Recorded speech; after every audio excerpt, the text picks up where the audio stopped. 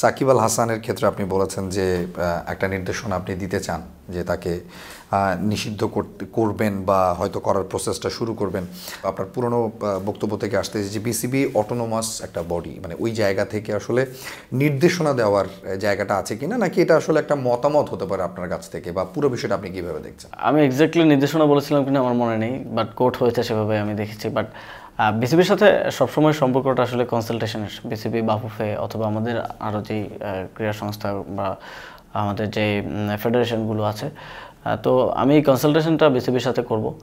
এবং যখন দেশে ফেরার কথা হচ্ছিল না, তখন বিসিবিও আমার সাথে কনসালটেশন করেছে। একটা সমন্বয় যদি না থাকে মন্ত্রণালয় এবং বিসিবির মধ্যে, তাহলে তো আলটিমেটলি কাজ করা মুশকিল হয়ে যায়। দেখা যায় মন্ত্রণালয় এবং বিসিবির কাছে মন্ত্রণালয় নির্ভরশীল হচ্ছে ক্রিকেটের যেন তারা ভালো করে এবং একটা ভালো আউটপুট নিয়ে আসে সেই জন্য, এবং মন্ত্রণালয়ের কাছে বিসিবি বা হচ্ছে অন্যান্য ফেডারেশনগুলো ডিপেন্ডেন্ট ইনফ্রাস্ট্রাকচার সহ আদার সাপোর্টের জন্য। একটা টুর্নামেন্ট হলো তো ইভেন যুব ক্রীড়া মন্ত্রণালয়, স্বরাষ্ট্র মন্ত্রণালয়কেও এঙ্গেজ হতে হয়, তাকে সেখানে সিকিউরিটি এনশিওর করতে হয়।